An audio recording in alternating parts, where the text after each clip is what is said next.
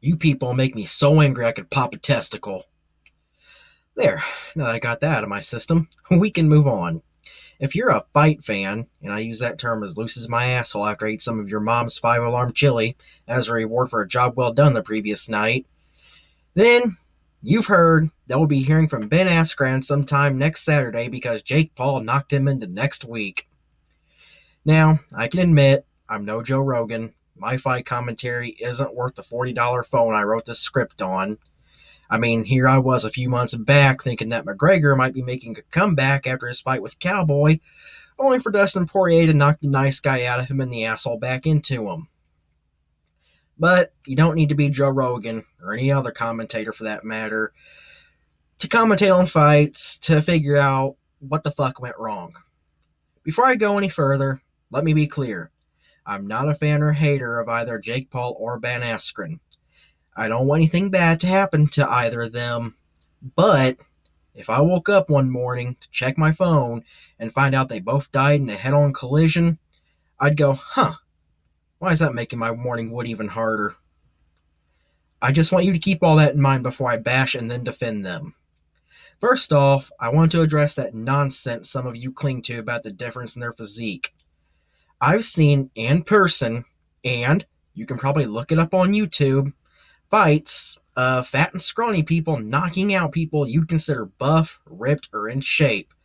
Hell, I'm sure right now if you were to look into it, I won't, I can't do everything for you, you'll find there's plenty of boxers and UFC fighters that looked flabby, or out of shape, or had the dad bod, and they did quite well in their respective sports.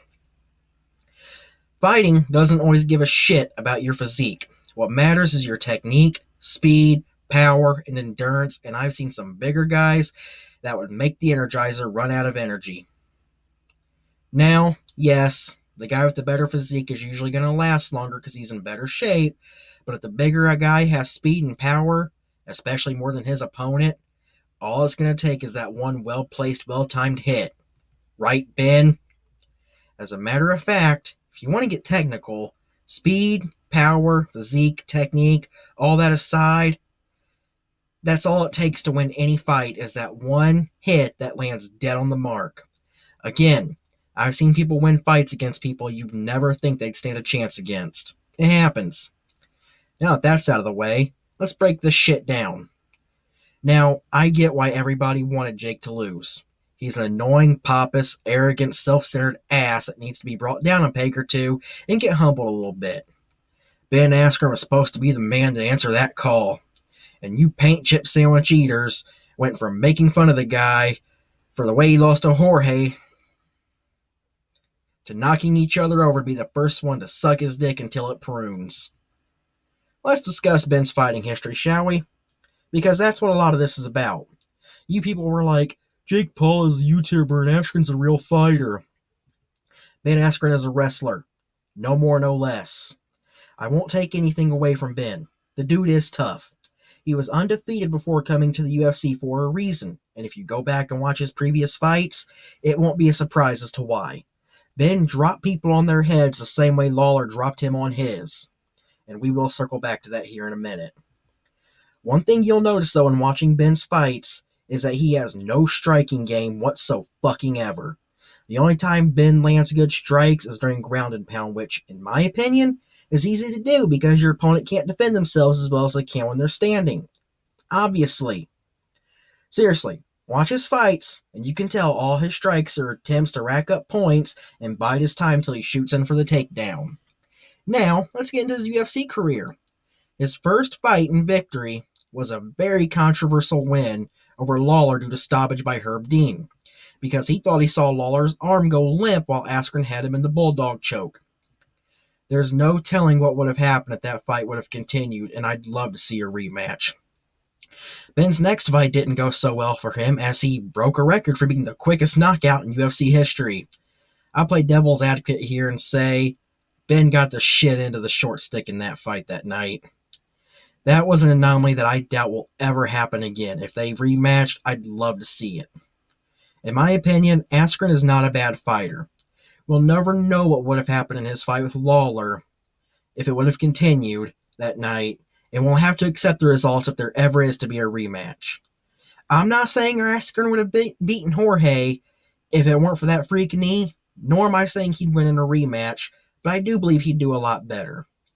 As for the Jake Paul fight, he never should have been in that ring. Again, wrestler, not a boxer.